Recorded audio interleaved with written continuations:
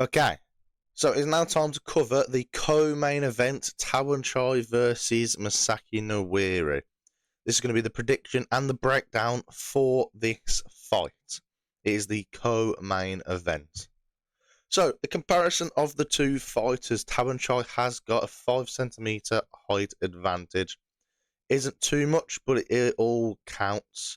Overall, the records, Tawanchai is a lot more experienced and is 6 years younger than Masaaki Neri.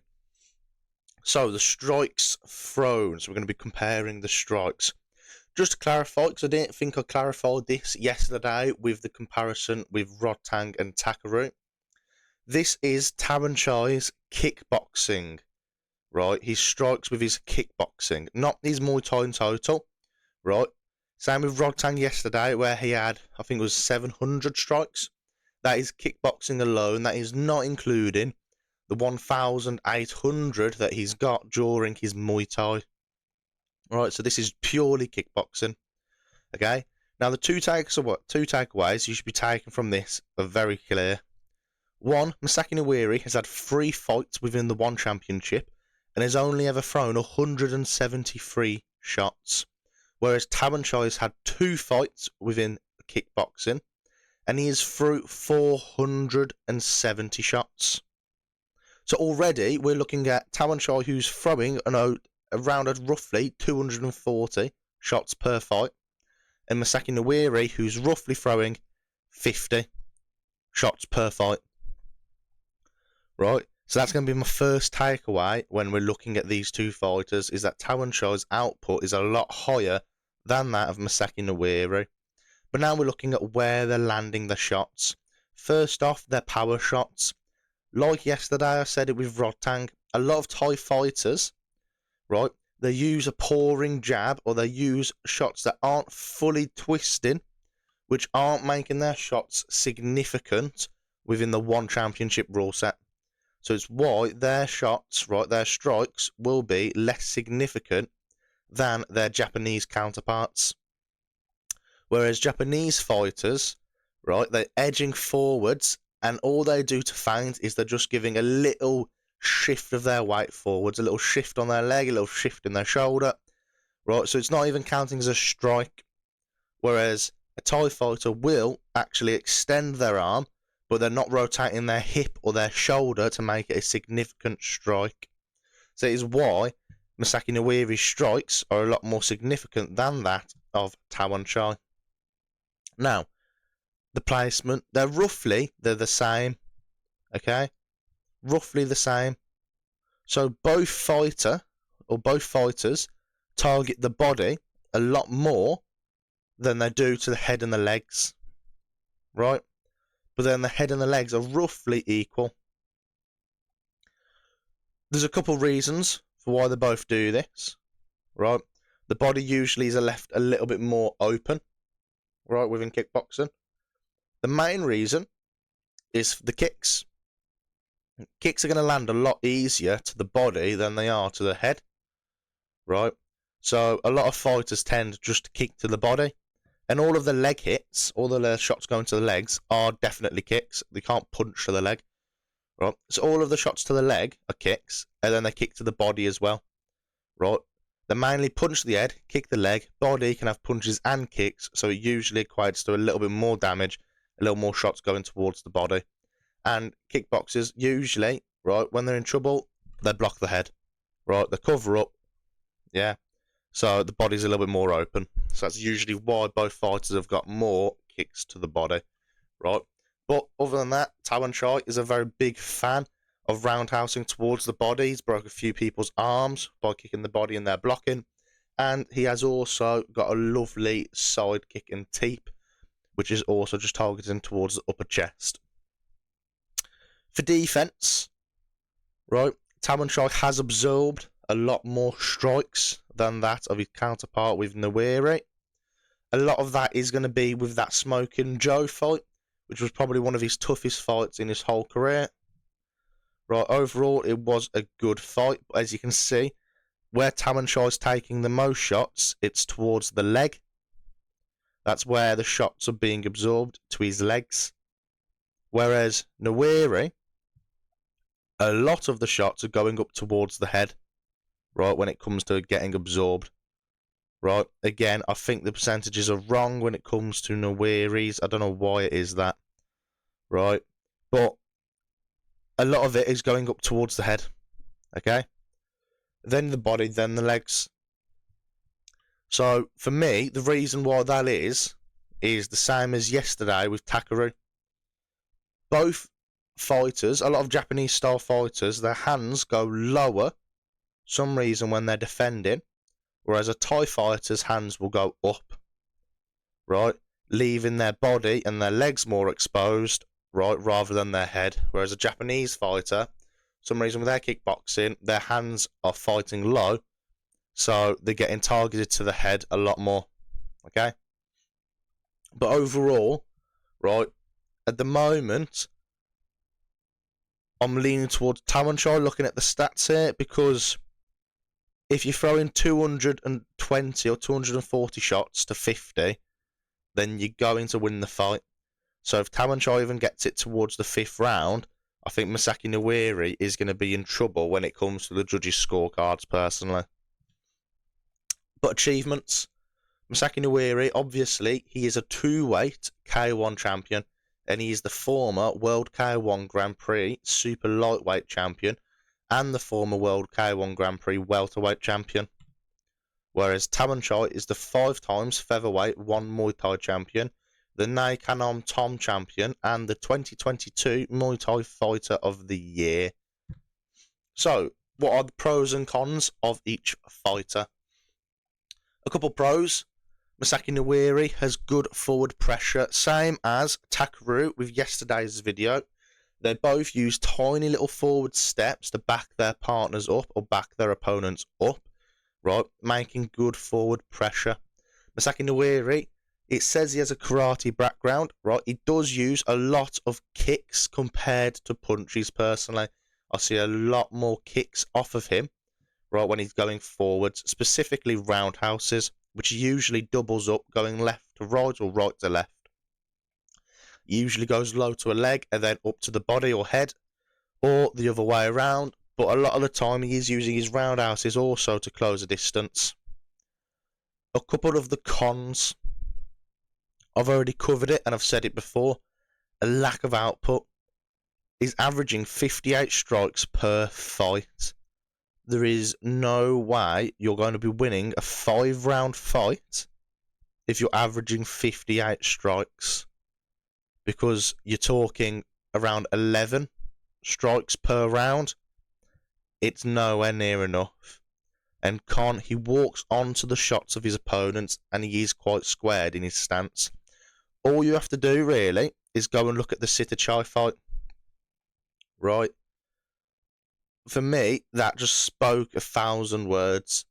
Masaaki Neri, amazing, coming in on beautiful form, beating 11 of his last 12. Tawanchai just teed off on him. Right? Every time Neri went forwards, he was open. Tawanchai landed shots to the head, landed shots to the body, landed to the leg. Right? He's way too open when it comes to the going forward stage. He's going to get caught. And the squared on stance is going to be terrible against Tawanchai, personally, due to that Tawanchai sidekick teep that he's going on. Right, that he's got going on at the moment. Yeah, I think it's going to be an absolute terrible fighting style to go against Tawanchai, personally. But I'll come on to why he might have a bit of luck.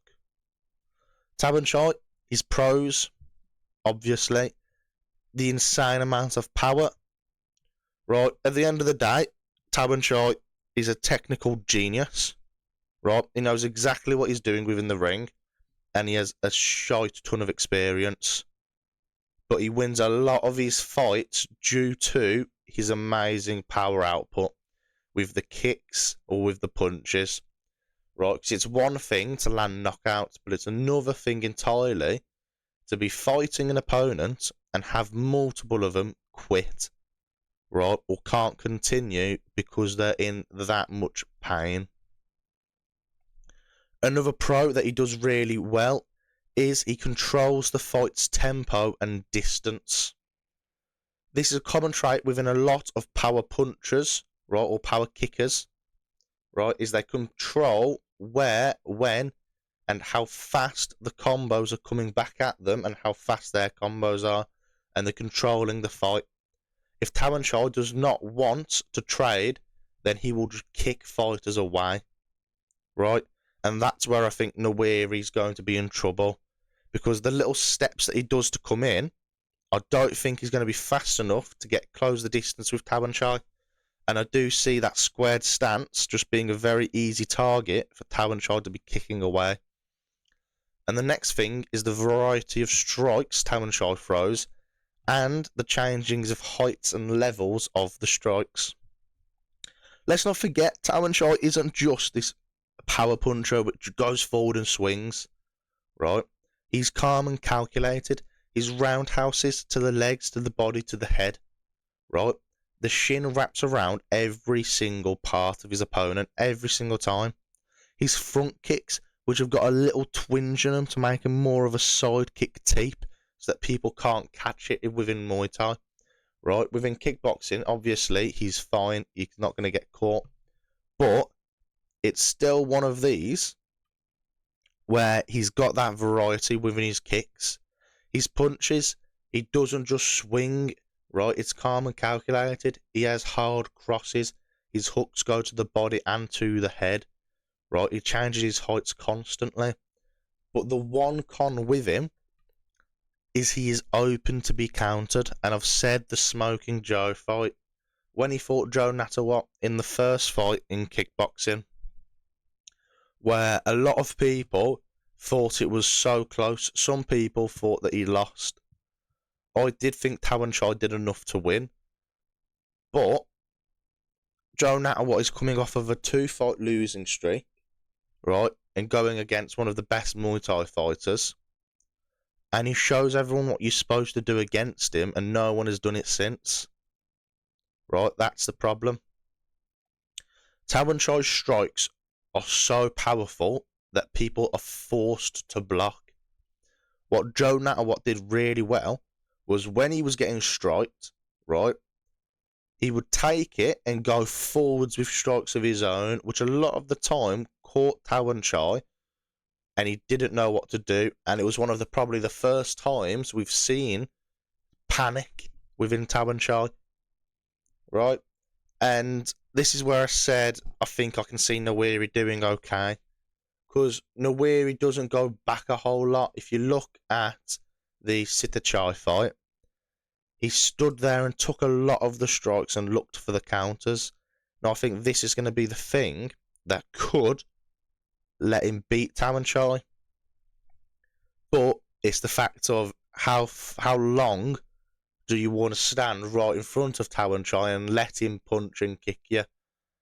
So this is my biggest problem with it, and it's why I'm leaning more so towards Tawanchai. The keynotes, same as yesterday. The fight is a 5-round championship fight, and Tawanchai has went to the 5th round 36 times since 2014, whereas his Japanese counterpart has only been to the 5th 2 times. So this was the same case that I made with Rodtang and Takaru. If it does get to the 4th and the 5th, how well is Masaaki Neri going to be prepared, right, for them rounds? That is, to me, the biggest tell. If you haven't been to the 5th round often, then how well are you actually going to do when you have to do it in a time where it matters? Tawanchai mostly competes in Muay Thai, whereas Masaaki is kickboxing. So again, same as yesterday with the Rodtang and same with the Takaru, right? The Japanese counterpart mainly fights in kickboxing, whereas the Thai fighters, they like to try their hand in both and do kickboxing and Thai boxing. And it does work. Let's not forget that a lot of Thai fighters, when they first went into the K1 Grand Prix and Glory, the rules of kickboxing had to get changed because they were too good at clinching. I think it was Buakaw who was one of the first ones where he's went in, and the rules had to start getting changed to try and make it a little bit harder for the Thai fighters to clinch. This one to me is the biggest tell, right? Tawanchai recently beat Superbon, and if you looked at what he actually beat him with, it was in Muay Thai, but it wasn't like Tawanchai was fighting Muay Thai rules. There wasn't a lot of clinching. There wasn't a lot of elbows, right? Tawanchai, even as a Muay Thai fighter, is a Muay Femur. He's a kicker at the end of the day, right? He does his punches, he does his kicks. I think Tawanchai beats Superbon in kickboxing. I really do. I think he demolishes Superbon within 3 rounds, and that's me being a bit of a stickler, but still a little bit nice. I think 3 rounds, Tawanchai gets the job done against Superbon. Because I think Superbon's brilliant, but I think Tawanchai has his number. I think Superbon's going to struggle to beat Tawanchai. Obviously, I have said Masaaki should have the hometown advantage. Sometimes it makes a difference with a fight, right? Having the crowd cheering your name. A fighter like Tawanchai, a fighter like Rodtang, I don't think it's going to matter too much personally. And I do know everyone agrees with me that it's not going to matter too much, because at the moment it is heavily sided towards Tawanchai to win. 96% of fans believe Tawanchai will beat Masaaki Neri. Overall, I believe the exact same. I put Tawanchai to win. This is one of the fights where I saw it got made. I was excited, but I was calling for Tawanchai to fight Superbon for the belt last time, right? So I know Superbon can't. He recently got knocked out by Tawanchai. He needs to rest, so they're fighting for the interim belt instead. I think Tawanchai gets it. I think he fights Superbon, and I think he becomes a double champ. Right, at the moment, I do think Rodtang, Tawanchai, and Superlek are on top of the kickboxing and Muay Thai game, and I just don't see a whole lot of people being able to stop them 3 fighters at the moment. But that was from the overall fans. I'd love to hear what you guys think, and if you guys agree with me that I do think Tawanchai will be beating Masaaki Neri.